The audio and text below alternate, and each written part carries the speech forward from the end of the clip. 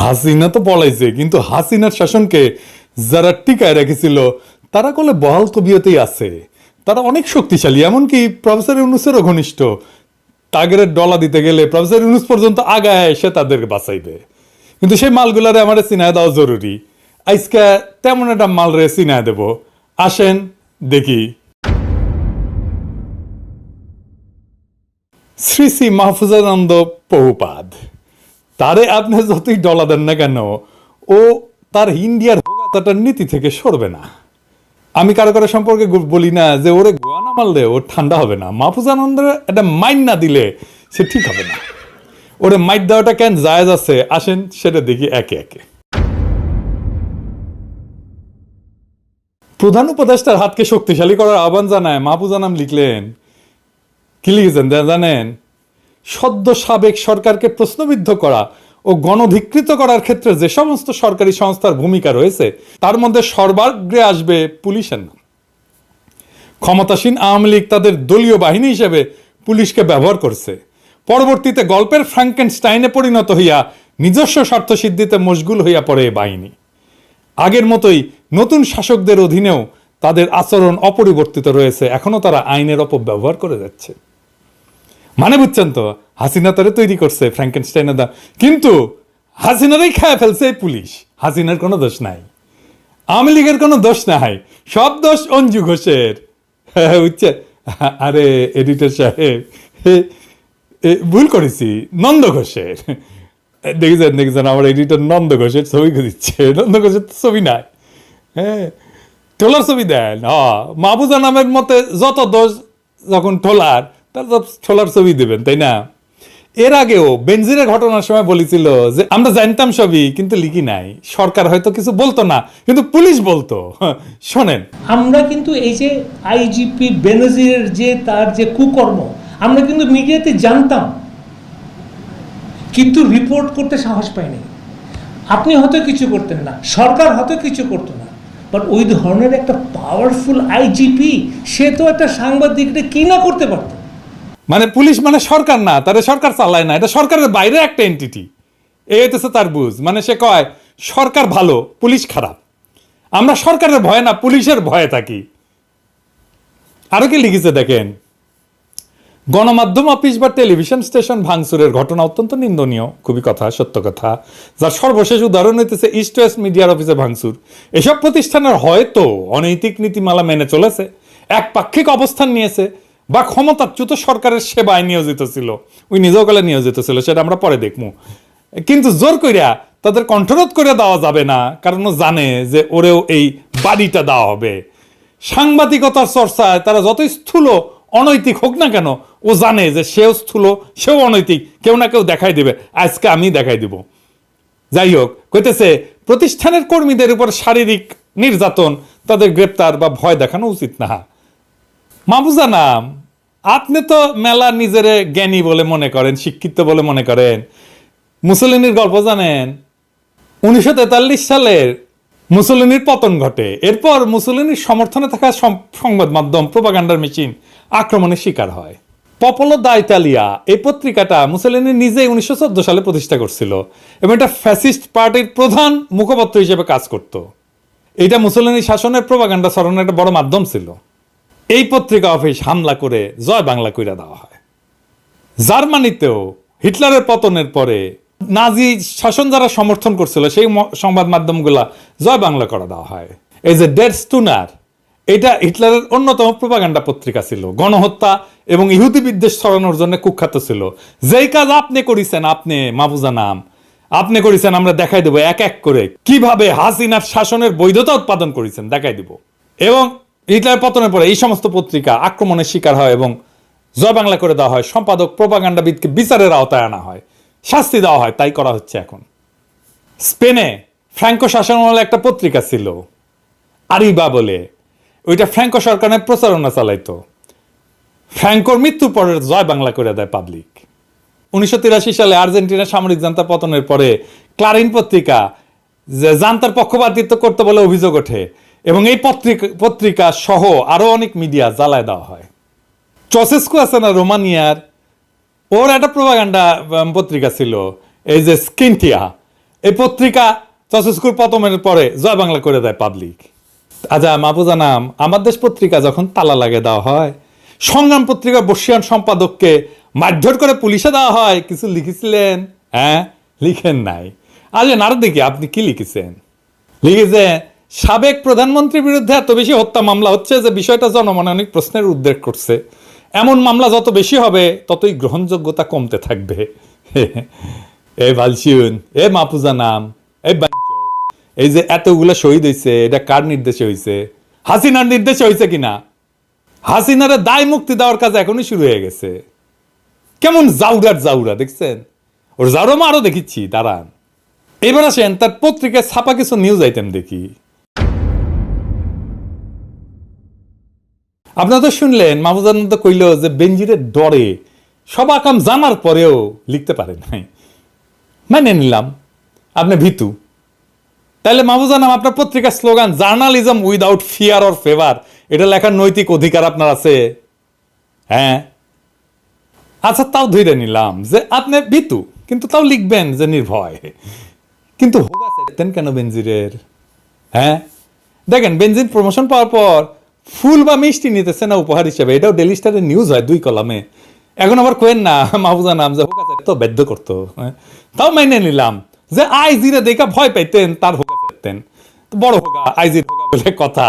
বিপ্লবের হোগা কেন চাইতেন? বিপ্লব সরকারের বিপ্লব তো আইজি না, তার মানে সব পুলিশ অফিসারের হোগাই চাইটা দিতেন। বা ভালো টোলা ভাইরা ডেইলি স্টার অফিসের সামনে লাইনে খাড়ান, সার্ভেন্ট ক্যানিং একটা চান্স সবারই হোগা চাইটা দিবে, এখনো চাইটা দিবে মাহফুজা নাম।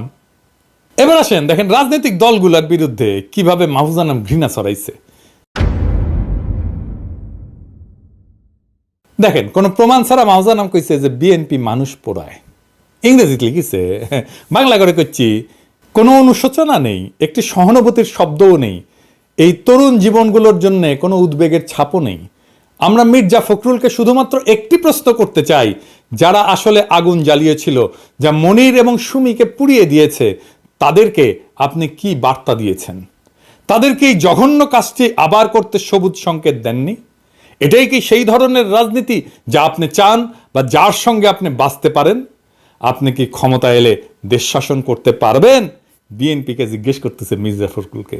ইংরেজিতে লিখেছে তো ঠিকই লিখেছে, তাই না? হ্যাঁ, মির্জা ফখরুল ভাইকে আর বিএনপির নেতা কর্মীদের জিজ্ঞাসেন ঠিকই লিখেছে কিনা।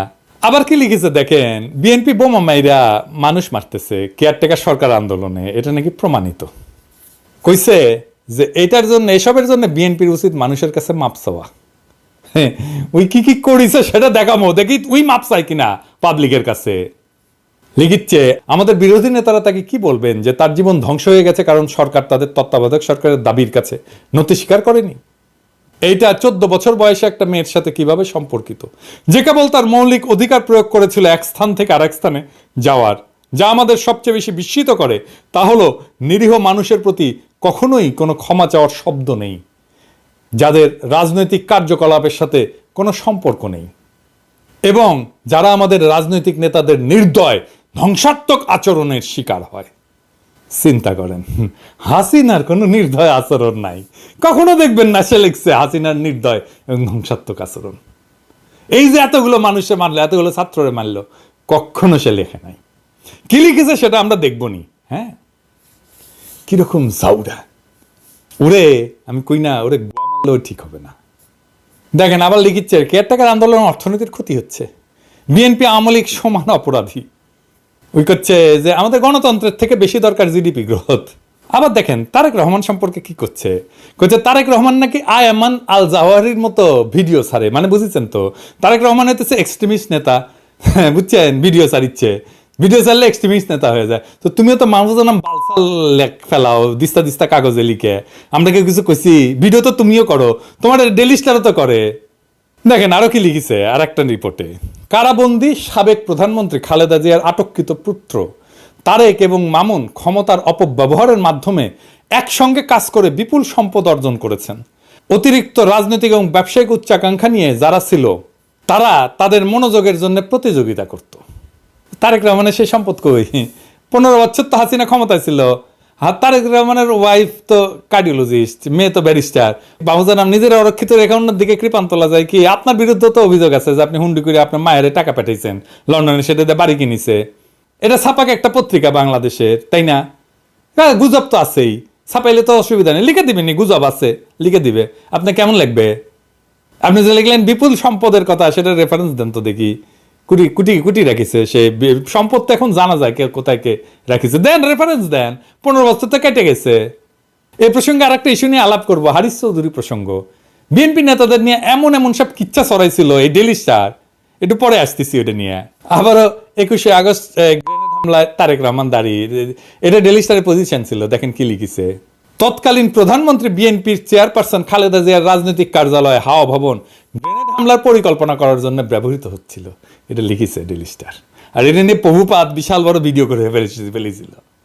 কি কি জায়গায় 21 আগস্ট গ্রেনেড হামলা পরিকল্পনা করাইতেছিল। রিপোর্টটা শুধু অভিযোগের ভিত্তিতে করা, কিন্তু অভিযোগ বলতেছে যে 8টা স্থান এই পরিকল্পনা করার জন্য ব্যবহার করেছে। সেটা হচ্ছে হাওয়া ভবন, বিএনপি চেয়ারপারসন খালেদা জিয়ার সাবেক রাজনৈতিক কার্যালয় বনানীতে, বিএনপি নেতা এবং সাবেক উপমন্ত্রী আব্দুল সালাম পিন্টুর ধানমন্দির বাসভবনে, হুজি প্রধান মুফতি আব্দুল হান্নানের মেরুল বাড্ডার বাড়ি, মোহাম্মদপুর সুপার মার্কেটের কাছে আলী ও নূর রিয়েল এস্টেট, মিরপুর 1-এর মসজিদুল আকবর কমপ্লেক্স, মেরুল বাড্ডার ডিআইটি প্রকল্প এলাকা এবং পূর্ব বাড্ডায় প্রকৌশলী নজরুল ইসলামের বাড়ি এবং পশ্চিম মেরুলে বাড্ডায় আসানুল্লাহ কাজলের বাড়ি। আমি এই গ্রেনেড হামলা নিয়ে কিছু বলবো না এখানে।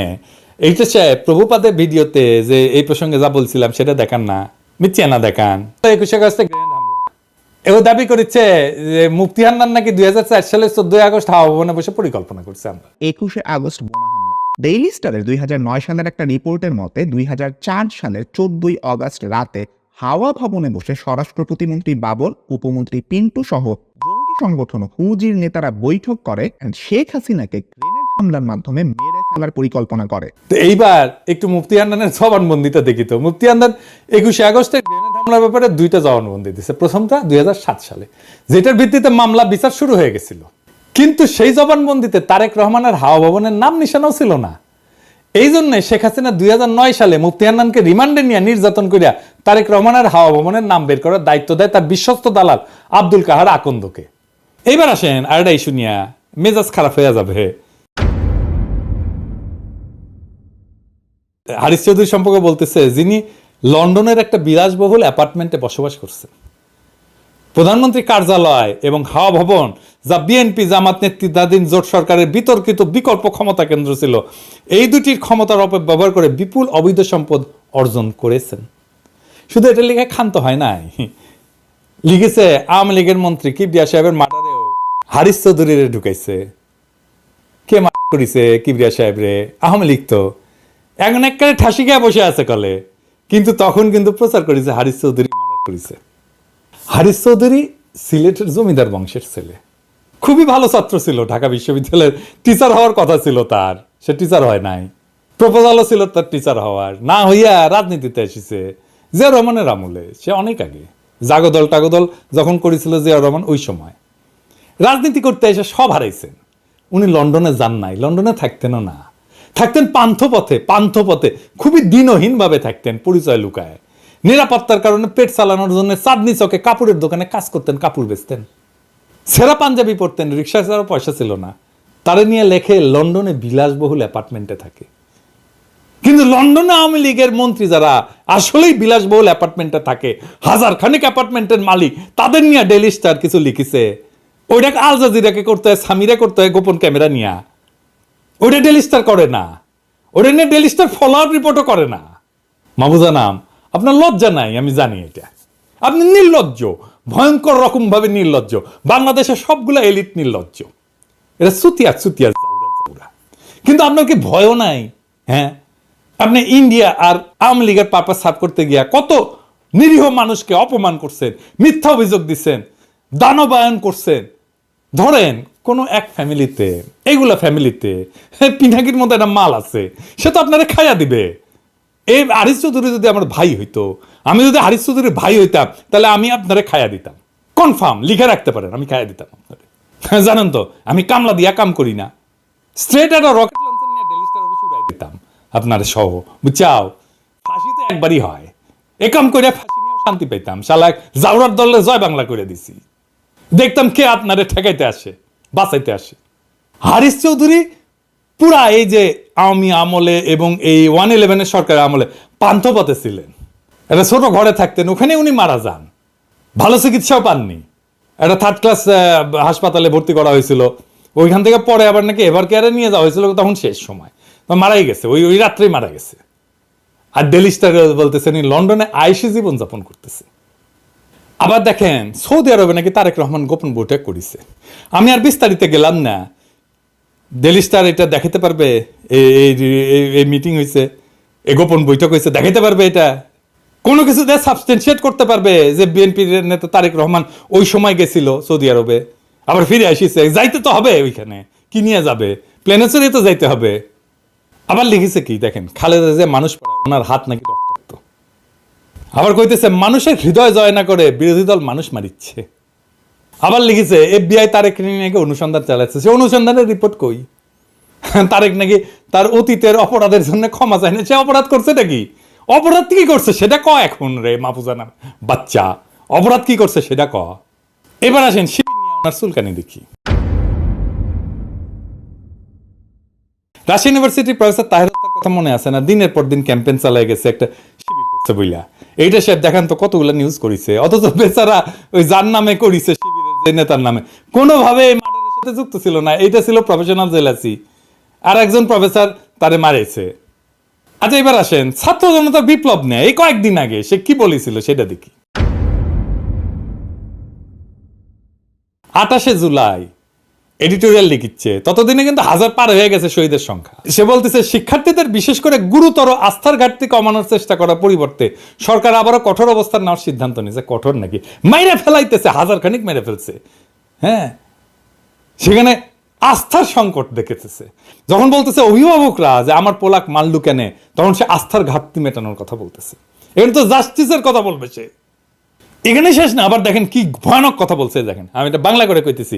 শুরুতেই আমরা সেই আদর্শিক এবং রাজনৈতিকভাবে প্রভাবিত গোষ্ঠীগুলো সৃষ্ট তাণ্ডবের প্রতি আমাদের স্পষ্ট নিন্দা প্রকাশ করতে চাই।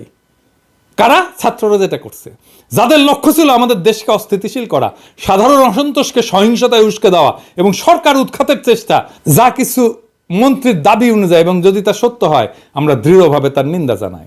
এটা 26শে জুলাইয়ের কথা, 1000 ছাড়ায় না এই সময়ের মধ্যে শহীদের সংখ্যা। হাসিনা যা বলছে সেটা একই কথা না?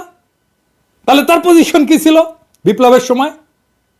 মানে উনি চাইতেছেন সরকার না পড়ুক, স্থিতিশীলতা নষ্ট না হোক। বিপ্লবের পরে এই পত্রিকা কিভাবে দিব্যি চলে, উনি দোষ দিচ্ছেন রাজাকারের বাচ্চাদের। দেখেন কি লিখিচ্ছে, আমরা গণমাধ্যম থেকে বাংলাদেশ বিরোধী ষড়যন্ত্র উদ্ঘাটনে সরকারকে সহযোগিতা করবে, হাসিনাকে সহযোগিতা করবে, এবং আমাদেরকে বলছে আমরা বাংলাদেশ বিরোধী ষড়যন্ত্র করতেছি। যারা 1971 সালে আমাদের জন্মের বিরোধিতা করেছিল তাদের প্রতিরোধ করতে হবে, পরাজিত করতে হবে এবং ধ্বংস করতে হবে। চিন্তা করছেন কোন পজিশন নিয়েছিল এই মাহফুজা নাম বাচ্চা? ডেইলি স্টার হাসিনাকে সাহায্য করবে তাদের আইডেন্টিফাই করতে এবং ধ্বংস করতে। এই হারামজাদা বাংলাদেশে দাঁড়ায় কথা বলে, এই হারামজাদা বাংলাদেশে এখনো পত্রিকা চালায়, এই হারামজাদা এখনো সুশীল সাজে, এই হারামজাদা প্রফেসর ইউনূসের সাথে যে দেখা করে, আর প্রফেসর ইউনূস আবার দেখাও করে তার সাথে। আর একটা নিউজে লিখছে ওই যে মেট্রো রেলটা পুরাই দিছিল না ওইখানে, এখন দেশ বিশৃঙ্খলার মধ্যে রয়েছে। টোল বুথ থেকে শুরু করে বাংলাদেশ সড়ক ও পরিবহন কর্তৃপক্ষ, BRT এর কার্যালয়, ফ্লাইওভার থেকে মেট্রো রেল স্টেশন, গত কয়েকদিনে অসংখ্য সরকারি স্থাপনায় আগুন লাগানো হয়েছে বা ভাঙচুর করা হয়েছে। দুর্বৃত্তরা মিরপুর 10 এবং কাজীপাড়া মেট্রো রেল স্টেশনের ভেতরে তাণ্ডব চালিয়েছে। Vending machine, ticket counter, CC camera এবং সামনে যা ছিল সব কিছুই ভেঙে দিয়েছে। আমরা এই নির্বোধ ধ্বংসযজ্ঞের তীব্র নিন্দা জানাই। ডেইলি স্টার আমাদের সেই গণপ্রতিরোধের ঘটনাকে সে বলছে নির্বোধ ধ্বংসযজ্ঞ। কি ভয়ানক দুঃসাহস! হাসিনা যে কান্দিছিল না মেট্রো রেল পুরানো দেখে, মাহফুজানো যায় যোগ দেয় নাই কেন? তুই কান্দিচ্ছিল, তুই কান্দ, হাসিনার পাশে দাঁড়ায় গলা জড়াজড়ি ধরে কান্দ। হাসিনা ভাষাতে কথা কইছে না? এবার আসেন দেখি যে তার নেত্রী হাসিনা সম্পর্কে কি কইছে। 2022 এসে করছে বঙ্গবন্ধুর আওয়ামী লীগ আমাদেরকে বাংলাদেশ সৃষ্টিতে নেতৃত্ব দিয়েছে। শেখ হাসিনার আওয়ামী লীগ গত 14 বছরে আমাদের দেশ গঠনে নেতৃত্ব দিয়েছে। অর্জনগুলো বিশাল এবং অতীতের অন্য কোন সরকারের তুলনায় অতুলনীয়। বাপ রে, কাঠ হইয়া পড়ে যায় দেখেছেন গঙ্গা তেলেশ্বর চন্দ্র তেলবাজ মাহফুজানন্দ প্রভুপাদ এইটা সাহেব না সারিন্দা বেজে দেন। হাসিনা প্রশংসা করেছে ইনকা করে একটা সারিন্দা বাজাবেন না কেঙ্গা করে হয় হচ্ছে ঠিকই হয়েছে ভালো হয়েছে। আওয়ামী লীগের ৭৫ বছর পূর্তিতে সে লিখিচ্ছে গত ১৫ বছরের নিরবিচ্ছিন্ন শাসনকালে তিনি দেশের অর্থনৈতিক ক্ষেত্রে উল্লেখযোগ্য অগ্রগতি সাধন করেছেন। অবকাঠামো উন্নয়ন এবং বিদ্যুৎ উৎপাদনে তার অসাধারণ সাফল্য বাংলাদেশের উন্নয়নের সোপানে উত্থান নিঃসন্দেহে শেখ হাসিনার দক্ষ এবং দৃঢ় নেতৃত্বের ফল। এটা লিখেছে ২০২৪ সালের জুন ২৮ সালে বিপ্লবের ৩৮ দিন আগে। আবার একটা জিনিস দেখেন, সে কিন্তু কনসিস্টেন্ট না। ধরেন একটু আগে তো দেখলেন হাসিনার বন্দনা, মানে হাসিনা উন্নয়ন করে ভাষায় ফেলিচ্ছে তাই বলছে না। আবার দেখেন কি বলে বিএনপি এর ফুসলায় যখন নির্বাচনে নিয়ে আসতে চায় তখন কি বলে, মানে বলে জানুয়ারির নির্বাচন না করে নাকি বিএনপির ভুল, বিএনপি নাকি জিতেই যেত। লিখছে আমাদের ভোটারদের মধ্যে ক্ষমতাসীনদের বিরোধিতার যে ঐতিহ্য রয়েছে সেই সঙ্গে আওয়ামী লীগ ক্ষমতার অপব্যবহার, দুর্নীতি, স্বজনপ্রীতির অবিরাম গল্পের প্রেক্ষিতে মানুষ হয়তো পরিবর্তন চাইতে পারে বলে ধারণা করা অযৌক্তিক নয়। বিএনপি কি সেই ভিত্তিতে কিছু গড়তে পেরেছে? আমাদের নিজস্ব প্রতিবেদকদের ব্রিফিং, প্রতিশোধের ভয়ে অপ্রকাশিত থাকা গবেষণা এবং গুজব ভিত্তিক গোয়েন্দা প্রতিবেদনগুলো সবই ইঙ্গিত দেয় যে বিরোধী দলের প্রতি সমর্থন উল্লেখযোগ্য ছিল। যদি তা অত্যধিক নাও হয়ে থাকে, সেই সমর্থন নিয়ে বিএনপি কি করেছে? হাসিনার বন্দনার সময় এক ভাষা, আর বিএনপির ফুসলানোর সময় আর এক ভাষা, আর এক ন্যারেটিভ। এটিতে সে আলাদা করে দেখান। একদিকে আওয়ামী লীগ ক্ষমতা অপব্যবহার, দুর্নীতি, স্বজনপ্রীতির অবিরাম গল্প, মানুষ পরিবর্তন চাইতে পারে, এটা বিএনপিতে যখন ফুসলানো হচ্ছে। আর এদিকে দেখেন হাসিনাকে যখন বন্দনা করে লিখেছে এই একই সময়। গত ১৫ বছরের নিরবিচ্ছিন্ন শাসনকালে দেশের অর্থনৈতিক ক্ষেত্রে উল্লেখযোগ্য অগ্রগতি সাধন করেছেন, অবকাঠামো উন্নয়ন করেছেন, বিদ্যুৎ উৎপাদনে তার অসাধারণ সাফল্য বাংলাদেশের উন্নয়নের সোপানে উত্থান নিঃসন্দেহে শেখ হাসিনার দক্ষ দৃঢ় নেতৃত্বের ফল। এই বছর জানুয়ারি মাসে শেখ হাসিনাকে উপদেশ দিচ্ছে দুর্নীতি দমনে উচ্চপদস্থ কমিটি করতে। এটা নেতৃত্বে শেখ হাসিনা থাকতে হবে, মানে শেখ হাসিনা দুর্নীতি করে নাই, বাকি সব দুর্নীতি করছে। আবার দেখেন আর এক তত্ত্ব, কেয়ারটেকার সরকার সম্পর্কে হচ্ছে দুই দলই খারাপ। কেয়ারটেকার সরকার চাওয়া বিএনপির একটা স্বার্থপর চাওয়া। তো যখন কেয়ারটেকার সরকারের প্রসঙ্গ আসে তখন উদাস হয়ে যান উনি, আকাশের দিকে চেয়ে থাকেন। উনি বলেন যে উভয় দলই তাদের সংকীর্ণ স্বার্থপর দলীয় স্বার্থের জগতে বসবাস করছে। আমাদের পক্ষ থেকে সহজ প্রশ্ন হলো, অর্থনীতি, জনগণ এবং দেশের কথা কে ভাবছে? দুঃখজনকভাবে উত্তরটি হলো ওরা না। আরে ওরে সর্বনাশ! সাহিত্য, আবেগ আর ভালোবাসা দিয়া সব এখন কবিতা লেখা শুরু করেছে যখন কেয়ারটেকার সরকারের ঘটনা আসে। খালেদা জিয়ার অসুস্থতা নিয়ে লিখতে গিয়া হাসিনার রেহানার কষ্ট নিয়ে অনেক কেন্দ্রে শেষ। দেখেন কি লিখেছে, তার সোনালী সময়ে বিএনপি, আওয়ামী লীগ এবং এর সভাপতি শেখ হাসিনার সঙ্গে সম্পর্কিত কোনো বিষয়কে রাজনৈতিক দৃষ্টিভঙ্গি ছাড়া অন্য কোনোভাবে দেখেনি। খালেদা জিয়া প্রসঙ্গে বলতেছে, শেখ হাসিনাকে তার পিতামাতার হত্যার জন্য ন্যায় বিচার পাওয়ার সুযোগ দেওয়া হয়নি, যা যে কোনো ব্যক্তির মৌলিক অধিকার, বিশেষ করে সন্তানদের জন্য। মামলা করার অধিকারটুকু তাকে দেওয়া হয়নি। সেই বাস্তবতার অন্যায় এবং শেখ হাসিনা ও শেখ রেহানার অসহায়ত্বের অনুভূতিটি আমাদের সবার অনুভব করা উচিত। ওই অনুভব করিচ্ছে, এটা তোর তো সব অনুভব গেছে গা, তুই আর কি অনুভব করবি রে বুড়া খাটাস মাহবুজা নাম। এইটা সাহেব সেবার শেখ হাসিনা সে প্রিয় উক্তিটা দেন, স্বজন হারানোর বেদনা আমার চাইতে কে বুঝে। মাহবুজা নামকে বেশি শুনান, ওর অনুভব জায়গায় উঠবে নি। ভালো করে বেশি করে শুনে নেন, দেখেন অনুভব জাগে কিনা, ভাগ্য ছাড়া কাম হয় কিনা, দেখেন শুনেন। স্বজন হারা বেদনা নিয়ে আমি বেঁচে আছি। আমি জানি একজন আপনজন হারালে কি কষ্ট হয়। গত ডামি নির্বাচনের আগে আমেরিকা যখন আওয়ামী লীগের বাম্বু দিতেছিল তখন সে কি কইছিল আমি দেখাচ্ছি। মানবাধিকার নিয়ে পিটার হাস কথা বলায় মাহবুজা নাম চাইতে বোম, সে বিশাল কলাম লেখা ফেলছে, পুরাটা আর পড়তেছি না।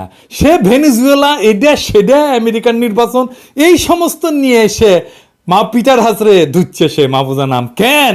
সে বাংলাদেশের ফ্রি ফেয়ার ইলেকশন নিয়ে কথা কইছে, মানবাধিকার নিয়ে কথা কইছে, ফ্রি প্রেস নিয়ে কথা কইছে। আবার তারে মনে করা হয় সে নাকি আমেরিকান লোক আর কি, বুঝছেন, আমেরিকান লবি মেনটেন করে। ওই একটা ইন্ডিয়ান লোক। যতদিন ইন্ডিয়া আর আমেরিকার একই স্বার্থ নিয়ে কাজ করে তখন বোঝা যায় না, তখন ওরা দেখে মনে হয় ওইটাই আমেরিকান। আর যখন ইন্ডিয়া আর আমেরিকার স্বার্থ আলাদা হয়ে যায় তখন ও ইন্ডিয়ার দিকে ঝুঁকে যায়, তখন অ্যান্টি আমেরিকান হয়ে যায়, বিপ্লবী হয়ে যায়, তখন যে সাম্রাজ্যবাদ নিপাত যাক বলা শুরু করে। আচ্ছা এবার আসেন ফাইনালি হেফাজতের 5ই মের গণহত্যা নিয়ে করা নিয়ে সংবাদে। টাইটেলটা দেখেন, ফ্লাশড আউট, আমরা টয়লেট ফ্ল্যাশ করি। ইংরেজিতে জনতাকে সরায় দেওয়ার ক্ষেত্রে এই শব্দগুচ্ছ কখনো ইউজ করা হয় না। আমি অনেক খুঁজেও পাইনি, আপনারাও চেষ্টা করে দেখতে পারেন পান কিনা। ফ্ল্যাশড আউট শব্দগুচ্ছটা এটা অসম্মানজনক, বিশেষ করে যদি কোনো ব্যক্তি গোষ্ঠীকে নিকৃষ্টভাবে অপমানজনকভাবে বের করে দেওয়ার অর্থে ব্যবহার করা হয়। কোনো রাজনৈতিক জনগোষ্ঠীকে, কোনো নেতাকে যদি ফ্ল্যাশ আউট করা হয় তাহলে মানে তুচ্ছ বা নিন্দনীয়ভাবে তাদেরকে বের করে দেওয়া হয়েছে। অধিকারের ফ্যাক্ট ফাইন্ডিং রিপোর্ট নিয়ে কি বলেছিল ডেইলি স্টার দেখেন। অধিকারের হেফাজতে ইসলাম বাংলাদেশের সমাবেশ এবং মানবাধিকার লঙ্ঘন শিরোনামের প্রতিবেদনটি আংশিক সত্য, পক্ষপাতদুষ্ট এবং একপাক্ষিক উপস্থাপনা। এই অধিকারের আদিলুর রহমানকে জেলে নেওয়ার জন্য এই রিপোর্টটা ইউজ করা হয়েছে, তার সাজাও দেওয়া হয়েছে, জেলও খাটছে, এখন সে মন্ত্রী। লজ্জা লাগে না মাহফুজা নাম? যে সরকারের সাথে লটকালটকি করো এখন নিজের পিঠ বাঁচানোর জন্যে, হ্যাঁ? আচ্ছা, আবার আসেন তারেক রহমানকে নিয়ে আরো কিছু ভুলে গেছিলাম, এবার আরেকটু বলি আর কি। তারেক রহমানকে নিয়ে কইছে বিএনপির মূল শিকড়কে গ্রাস করা অবক্ষয়ের সবচেয়ে নাটকীয় প্রতিচ্ছবি যদি কেউ হন তা হলেন তারেক রহমান। রিমান্ডে থাকা অবস্থায় তারেক রহমান জিজ্ঞাসাবাদকারী ওই ক্যাঙ্কা করে পাইছে, ওইটা জিজ্ঞেস করেন। ওনাকে জিজ্ঞাসাবাদকারী নাকি বিদেশে 5টা ব্যাংকে তার কত টাকা আছে তা প্রকাশ করছে, তবে সেই তথ্য তদন্তকারীতে সন্তুষ্ট করতে পারেনি। জেআইসির ব্যাপক জিজ্ঞাসাবাদের মুখোমুখি হয়ে সদ্য প্রাক্তন প্রধানমন্ত্রী খালেদা জিয়ার বড় ছেলে তারেক রহমান তদন্তকারীদের কাছে এই তথ্য প্রকাশ করেন। এক সূত্র নাম প্রকাশ না করার শর্তে জানিয়েছেন তিনি তদন্তকারীদেরকে বিদেশি ব্যাংকের অ্যাকাউন্টে থাকা তার টাকার পরিমাণ সম্পর্কে বলেছিলেন, কিন্তু সেই তথ্য তদন্তকারীদের সন্তুষ্ট করতে পারেনি। সূত্রটি জানায়, তবে সে তারেকের দাবি করা টাকার পরিমাণ গণমাধ্যমে প্রকাশ করতে অস্বীকৃতি জানায়, যা মালয়েশিয়া, সিঙ্গাপুর, থাইল্যান্ড, দক্ষিণ আফ্রিকা এবং সুইজারল্যান্ডের কয়েকটি ব্যাংক অ্যাকাউন্টে রয়েছে। তো বের কর, 15 বছর তো হয়ে গেছে, বের করিস না কেন? কোথায় আছে অ্যাকাউন্টের টাকা? বাংলা পৃথিবীতে কারো কোনো অ্যাকাউন্টে টাকা থাকলে সেটা বের করা কোনো মুশকিলের ব্যাপার নাকি রে বালচুন? খালেদা জিয়া সম্পর্কে বলছে তারেক রহমানের গ্রেপ্তারের পরে খালেদা জিয়া ব্যক্তিগতভাবে দুর্নীতিগ্রস্ত ছিলেন কিনা তা আদালত সিদ্ধান্ত নেবে। তবে যে বিষয়টি এখন বোঝা গেল তা হলো তিনি দুর্নীতি সহ্য করেছেন এবং দুর্নীতির বিরুদ্ধে লড়াই করা তো দূরের কথা, একে উদ্বেগের বিষয় হিসেবে উত্থাপন করতেও কিছু করেননি। আর কত দেখাবো, অনেক বড় হয়ে গেছে এপিসোড। এসব তো কয়েকটা উদাহরণ দেখাইলাম। আমি ডেইলি স্টারের এরকম সংবাদ নিয়ে 100 ঘন্টার এপিসোড করতে পারবো মাহফুজা নাম, 100 ঘন্টার। এই ডেইলি স্টারের ন্যূনতম নৈতিক এমনকি আইনি বৈধতা আছে একটা সভ্য দেশে সাংবাদিকতা করার? এ তো প্রেস কাউন্সিলে মামলা খেয়া ফতুর হয়ে যাওয়ার কথা। তারেক রহমান যদি মানহানির মামলা করে এই মাহফুজা নামকে ক্ষতিপূরণ দিতে দিতে রাস্তায় ফেফা করে ঘুরতে হবে, কিন্তু ডেইলি স্টারে কিছুই হবে না, কারণ সে বাংলাদেশের এলিট, আর এলিটরাই বাংলাদেশে ক্ষমতায় থাকে। তার প্রফেসর ইউনুসই বাঁচাবে। প্রফেসর ইউনুসের গ্রামীণ ট্রাস্টের ট্রাস্টি ছিল ওই মাহফুজা নাম। বিএনপি ক্ষমতায় আসলেও কিছুই করবে না, তারেক রহমানও কিছু করবে না। মাহফুজা নামকে তেলাবে, আমি কয়ে রাখলাম, লিখে রাখতে পারেন। জামাত আসলেও কিছু বলবে না, তেলাবে। হেফাজত আসলেও কিছু করবে না, তেলাবে। দেখবেন তেলাবে না শুধু এই লোকটা, সেজন্য দেশে যেতে পারে না। ডেইলি স্টার শুধু একটা সংবাদ মাধ্যম না, এরা বাংলাদেশে ইন্ডিয়ার প্রধানতম অ্যাসেট। ডেইলি স্টার জিন্দা থাকলে বাংলাদেশ আবার ভারতের পদানত হবে, লিখে রাখতে পারেন। ডেইলি স্টারে বিনাশ ছাড়া, ধ্বংস ছাড়া বাংলাদেশ মাথা তুলে দাঁড়াইতে পারবে না। হাসিনা পলাইছে, কিন্তু ওই ফ্যাসিবাদের সব সহযোগীরা এখন অক্ষত, এখনো তাদের বদমাইশে অব্যাহত আছে। আমি স্বপ্ন দেখি ডেইলি স্টারের অফিসে বিপ্লবী জনতা আগুন দিছে, আর সেই আগুন মাহফুজানন্দ প্রভুপাদের পাছায় লাগছে। সে তার অন্তিম গান গাইতেছে মোদিরে উদ্দেশ্য কইরা, পিছে দাউ দাউ করে জ্বলতেছে হাসিনার মোদির দালালির সাম্রাজ্য ডেইলি স্টার। ইন্ডিয়ান মাল তো, তাই গানের মধ্যে ওই 60-এর দশকের রোমান্টিকতা থাকবে, এনার রাবন্তিকতা থাকবে, এনার কালচার থাকবে, এনার সুশীলতা থাকবেই, তাই না? হ্যাঁ, তো ওই গান গাচ্ছে আর পুচ্ছা আগুন জ্বলিচ্ছে। কি গাচ্ছে? ও গাচ্ছে, ও আমার মন যমুনার অঙ্গে অঙ্গে ভাব তরঙ্গে কতই খেলা, মোদি কি দিল্লি বসে মধুর হেসে দেখবে আমার পুটু জ্বলা, মোদি কি দিল্লি বসে মধুর হেসে দেখবে আমার পুটু জ্বলা।